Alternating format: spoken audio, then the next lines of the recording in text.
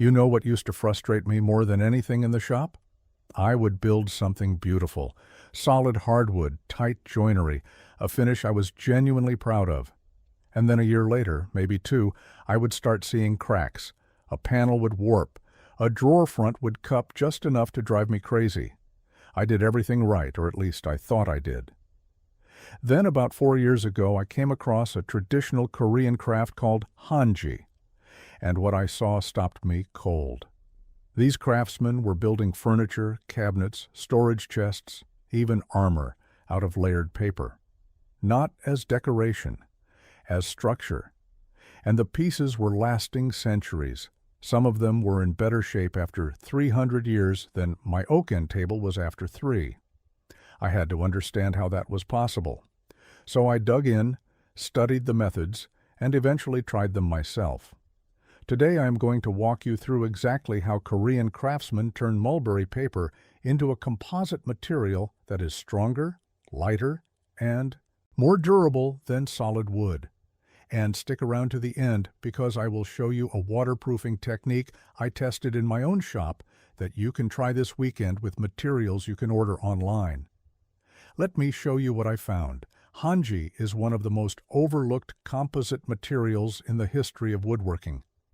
Most of us have never even heard of it, but Korean craftsmen have been using it for over 1,000 years to build things that simply do not fail the way solid wood does. If you have ever been curious about how other cultures solve the same problems we wrestle with in our shops, this is one of the most fascinating examples I have ever come across. To really appreciate what makes hanji work, you need to understand where it comes from and why Korean craftsmen developed it in the first place. During the Joseon dynasty, which lasted from around 1392 to 1897, Korea had an abundance of paper mulberry trees. They call the tree dak. It grew wild across the peninsula, and its inner bark produced fibers that were extraordinarily long and strong. Meanwhile, large timber suitable for heavy furniture was not always easy to come by, especially for ordinary households. So Korean craftsmen got resourceful. Instead of trying to build everything from thick planks of hardwood, they developed a system where a light wooden frame provided the shape and layers of processed mulberry paper provided the strength. The philosophy behind it is something I find really compelling. Rather than relying on mass and thickness to make something strong, they relied on layers and structure. Think of it like the difference between a solid steel bar and a carbon fiber panel. The carbon fiber is lighter, thinner, and in many applications stronger because its strength comes from how the fibers are arranged, not how much material is piled up. Korean craftsmen figured this out centuries ago with paper and wood, and the results speak for themselves. There are hanji furniture pieces in Korean museums that are over 500 years old, and the paper surfaces are still intact. Some of them were used daily for generations. That kind of longevity is not an accident. It is engineering. The first thing I learned is that hanji paper is nothing like the paper sitting in your printer right now. Modern paper is made from wood pulp with short, broken fibers. It tears easily because those fibers have almost no tensile strength on their own. Hanji starts with the inner bark of the paper mulberry tree, and the processing method is what makes all the difference. Traditional craftsmen harvest the bark in late autumn after the first frost, when the fibers are at their strongest. They strip the inner bark, called the white bark, away from the outer layer and soak it in cold water for several days. Then they boil it for about 3 to 4 hours with wood ash lye, which softens the fibers without breaking them down. After boiling, the fibers are rinsed in a stream and then beaten by hand with wooden mallets on a stone slab. And I mean beaten thoroughly, sometimes for an hour or more per batch. What comes out of that process is a mass of incredibly long interlocked fibers. We are talking individual fiber lengths of 8 to 12 millimeters on average.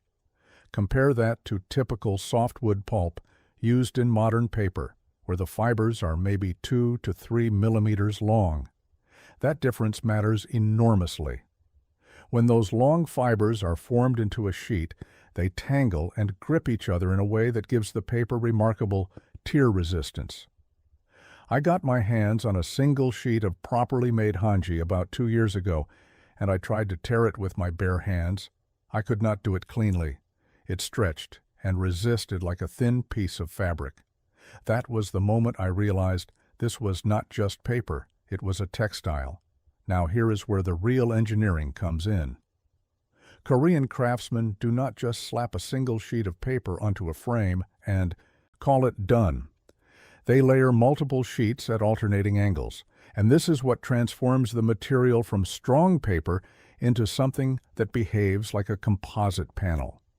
The concept is almost identical to how plywood works. In plywood, you alternate the grain direction of each veneer layer so that the weakness of one layer is offset by the strength of the next. Hanji craftsmen figured out the same principle.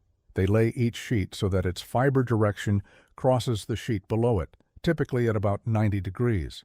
Some craftsmen also use a technique called jiseung, where they twist strips of hanji into tight cords, almost like rope, and then weave or coil those cords into a solid form. A jiseung bowl or container has an almost wood-like rigidity to it. When I first picked one up, I genuinely thought it was carved from a solid piece of timber until someone told me what it was. With flat lamination, traditional furniture makers typically apply between 8 and 15 layers of paper depending on the application. A decorative panel might use 8. A surface that needs to bear weight or resist impact might get 12 to 15. Each layer bonds to the one below it, and the cross-grain structure means the finished panel resists warping, cracking, and splitting in every direction simultaneously. That is something even solid hardwood cannot do. Now, if this kind of traditional knowledge is something you want to keep learning from, I have written a guide called Kenji's Workshop. It covers 100 ancient Eastern woodworking secrets that modern craftsmen have forgotten, the kind of stuff you will not find in most woodworking books today. Scan the QR code right now, or check the first link below. All right, let us continue. The wooden frame underneath all that paper is deliberately minimal, and that surprised me at first. In Western woodworking, we tend to think of the frame as the primary structure. We overbuild it because we expect it to carry all the load. Korean hanji furniture takes the opposite approach. The frame is a skeleton, and the paper is the skin and muscle. Traditional frames are typically built from paulownia wood, which Americans sometimes call princess tree. It is incredibly light, about half the weight of white pine, and it has excellent dimensional stability. It does not move much with humidity changes. When paulownia was not available, craftsmen used Korean red pine. The joinery is simple and functional. You will see basic mortise and tenon joints, sometimes reinforced with small wooden pegs. Occasionally, they use a simple rabbet joint where the paper will wrap around an edge. They are not trying to make the joinery a showpiece. They are building just enough structure for the paper to attach to and hold its shape. When I first studied these frames, I thought they looked almost too delicate. Some of the rail and stile pieces are barely 3/4 of an inch thick. But once the paper lamination is complete, the entire structure becomes rigid. The paper is doing the structural work. The frame is just giving it geometry. That was a real shift in thinking for me because I have spent my whole life building frames that are meant to stand on their own. Applying the paper to the frame is where patience becomes everything. The adhesive is rice paste, which Korean craftsmen call pul. It is made by cooking rice flour with water until it reaches a smooth, thick consistency, something like a heavy cream. It sounds primitive, but rice paste has been used as an adhesive in Asia for over 1,000 years, and it works remarkably well. It dries clear, it remains slightly flexible, and it bonds beautifully to both wood and paper. The process goes like this. You brush a thin, even coat of rice paste onto the frame surface. Then you lay your first sheet of hanji, smoothing it carefully from the center outward to eliminate air bubbles. You wrap the edges around the frame members and paste them down on the back, side. Then you wait. Each layer needs to dry completely before the next one goes on, and in traditional practice that means at least 24 hours per layer, sometimes longer in humid conditions. For a 12-layer application, you are looking at nearly 2 weeks of layering work.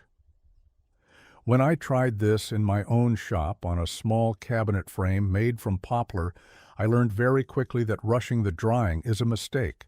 I got impatient on layer 6 and applied layer 7 before it was fully cured. The moisture from the fresh paste reactivated the layer below it, and I got a bubble the size of a quarter that I had to carefully slit, repaste, and press flat. After that, I respected the drying time. The final step is what transforms the paper from a strong but vulnerable surface into something genuinely waterproof and hard. Traditional Korean craftsmen use one of two natural finishes. The first is perilla seed oil, which they call deulgirium. Perilla oil is a drying oil similar to linseed oil, but with a slightly faster cure time and a harder final film. The second option is persimmon tannin, called gamchill, which is made from the juice of unripe persimmons. Both of these finishes penetrate the paper fibers and undergo a chemical reaction as they cure. The oil oxidizes and polymerizes, essentially turning the paper into a rigid, plastic-like composite. Craftsmen apply thin coats with a cloth pad, allow each coat to cure for 2 to 3 days, and repeat the process 6 to 10 times over the course of several weeks. The finished surface is smooth, slightly warm to the touch, and genuinely waterproof. I have seen demonstrations where water was left sitting on a finished hanji surface for hours with zero absorption. Compare that to a standard polyurethane finish, which can eventually delaminate, crack, or yellow. The natural oil finish on hanji actually gets harder and more resilient with age. After a few decades, the surface develops a deep amber tone and a hardness that rivals lacquer.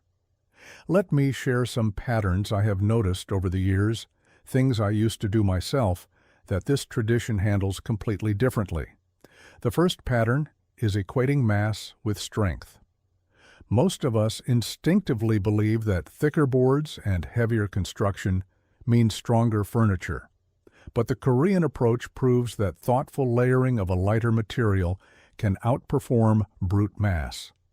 The second pattern is ignoring composite approaches entirely. In Western woodworking, we tend to see plywood as a compromise, something you use when you cannot afford or do not want to use solid wood. But the hanji tradition treats composite construction as the superior method, not the backup plan.